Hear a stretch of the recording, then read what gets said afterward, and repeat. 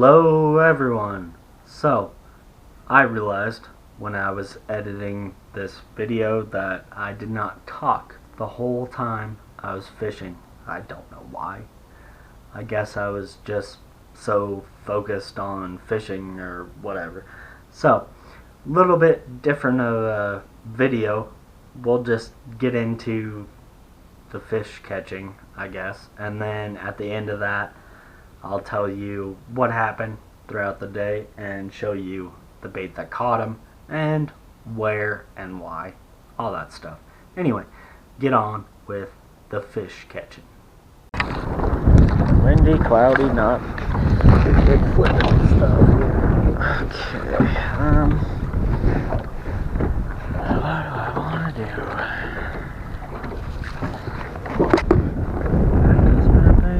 Start throwing the square bill. What the fuck do I want to do?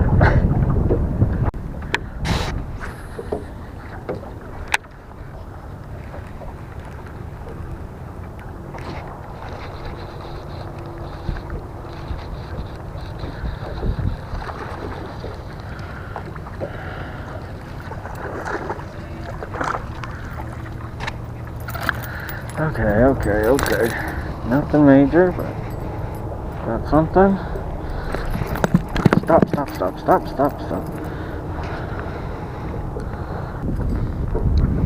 Okay, just a little dude. But hey, that's something real quick. Okay.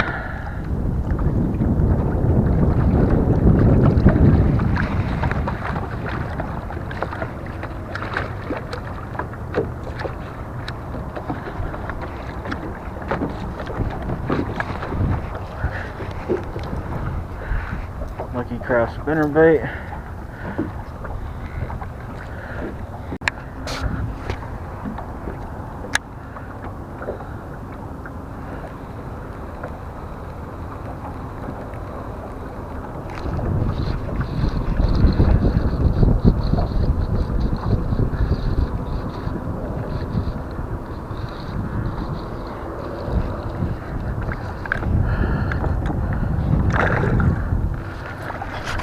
There's a good one for here.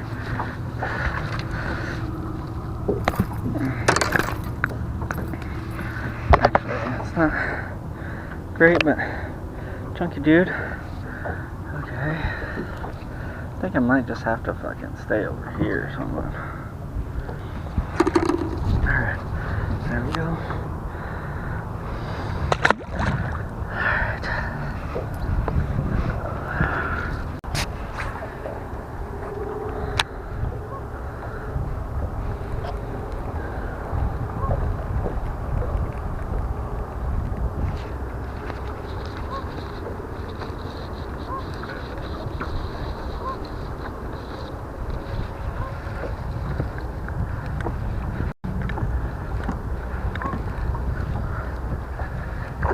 Oh, that's a good one. That's a good one. Girl, baby. That is a good one for here. Yes. There we go. About 3. Yeah. That is a good one for here. Okay. There we go.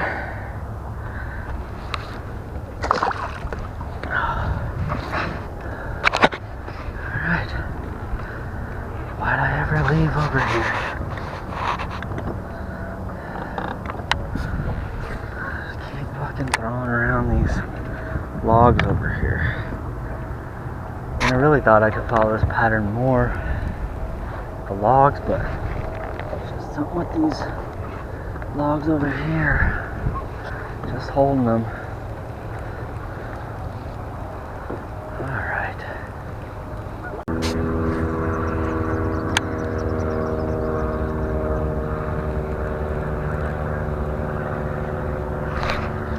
There we go. Another good one.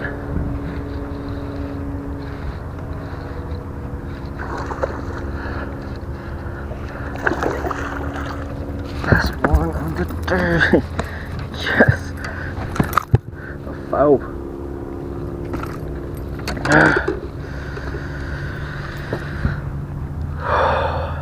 Yeah. There we go. There we go. Yeah, that feels good. There we go. Alright. Keep her going. We got foe. Can't believe it. All in the same little area of sticks or logs, laydowns. I mean, I went and tried other freaking laydowns around here. Nothing. Come back over here, start catching them again.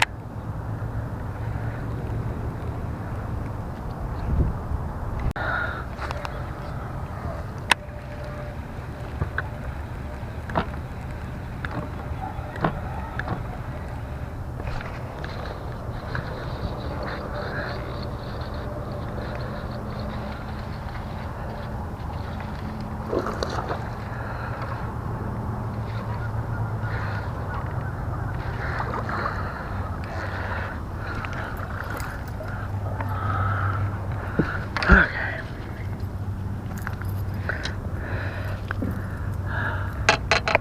Alright. Back on them. Not a big one, but it's alright. Just happy I'm catching them today. My limit. Alright, so got out there first thing in the morning. I thought it was going to be a fire topwater bite. I started with a super spook. Was walking that around. The wind was blowing pretty hard, so I was like, you know what? I'm going to switch to a whopper plopper, something to get kind of through the wind a little bit better and more commotion on the water. Didn't get a bite on either one of them for an hour, whatever. And then I decided to tie on a spinnerbait. I actually didn't take a spinnerbait on any of these rods, whatever. I wasn't planning on throwing one, but just something told me to do it. So, and we'll get into the spinnerbait in a little bit. But, so I tied that on. Same area, same spots I've been casting in, whatever. Threw that up there and started catching them. So, yeah, caught a few. Then the bite kind of died down, so I went around the lake trying the same pattern, same thing. It was lay down logs. I was catching them right in the lay down logs and stuff. Did not get a bite anywhere else. Went back to that spot, caught a couple more, whatever. And then just caught one randomly on the way out. It wasn't a bad few hours. I left like at 10 o'clock in the morning. That I caught him on was this spinnerbait right here, and I actually have had this spinnerbait for a couple of years and have really never thrown it. So it's a Lucky Craft Skeet Reese like spinnerbait. I don't remember exactly what it's called. I'm actually probably gonna look them up. I'll find it. I'll put a link in the description if they're still made. I don't know. Like I said, it's been a couple of years, and this is actually a bluegill colored one.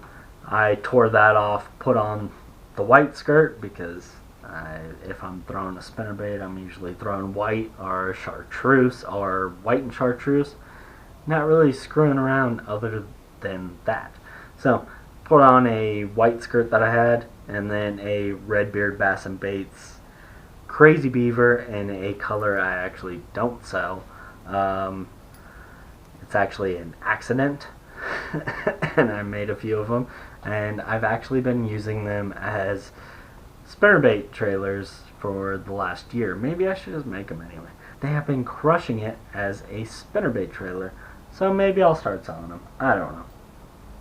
But anyway, what's pretty cool about this spinnerbait that I realized when I started throwing it was, number one, I'm not a big fan of willow leaf blades. I throw them here and there, but it's got to be real clear water and conditions where I'm actually gonna throw a spinnerbait, which is very rare, and that color water. Typically I like a Colorado blade, and this is like a Indiana blade, but Colorado blade, typically the thump and all that, it's something that I've used forever, my whole life, whatever. It always seems to work. I don't throw willow leaves very much, so whatever. But I have them. I do. What? Anyway. So, number one, the blade. Pretty cool. It's just a good Indiana blade on there and it's just silver, which I also like. But nothing too special with that. This thing is pretty cool though. So it's like these little teardrop blades, like in your little small blades there, and they clink all the time when it's coming through the water and makes more noise. I think, I don't know, it's an interesting concept. I like it. I've seen other sort of companies do this, but they kind of, I don't know, some, like, they're too big of blades, so they kind of interact with each other and they're just screwing up the whole action of it. These nice little small ones, I think it's about perfect. So I actually really like it. I'm gonna throw it some more and see, but the only thing I will say about it is super light wire on that spinner bait, but that actually gives it more action anyway, which is good. But at the same time, you gotta constantly, every time, like, you tick something in the water. And throwing a spinnerbait, a lot of times I'm bumping it up against logs. Like, that is the big thing. If it's not logs, I'm usually throwing a chatterbait. But logs and rocks, spinnerbait. So constantly bumping up against that stuff, you gotta just, when you get it back in, just look at it, make sure it's straight, make sure you are tuning that spinnerbait, putting it back straight. That is it, and I will see you guys on the next one.